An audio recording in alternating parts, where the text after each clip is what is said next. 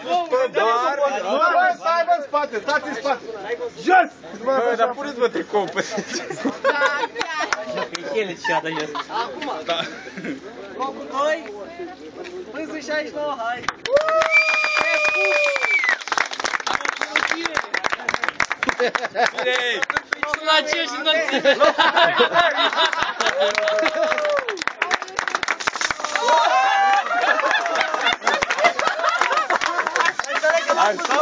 Băi, ce-i place, mă, băiatul!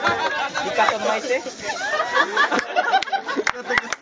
Am oprit și eu cu lucruri. Dar faci la palaroțile. Hai, băi, părtesc, mă, fulge, mă! Acule direct în gârlă cu tine.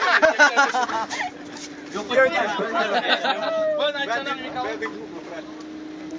Vrei să nu te tai? Bă, bă! Aia, n-are, mă lasă că conduce nevastă. Faceți și o poză, stai bă și la mine. Mulțumesc, e un premiu meritat. Da, mă, e un premiu meritat. Modestia, e la treabă, să nu-i vă salutat. Am răbdare cu prostiile mele. Cine? A, soția, da. Mai zi o dată, că ești pe sticlă. Oricum, la poza de grup nu. Auzi? La poza de grup să nu stai pe lângă nimeni, că buți. Da, mă, dacă oprește poliția. Auzi, să te joc, că mă dă viața la frumos. Ne-am făcut și piesă de cele citate. Hai, mă, că le spălăm. Hai, frate, pentru o cauză nobilă, ești nebun. Unde să... Hai, mă, să facem și o poză de grup. Unde ne așezăm? În apă. Hai să ne așezăm aici, să încercăm să facem o poză.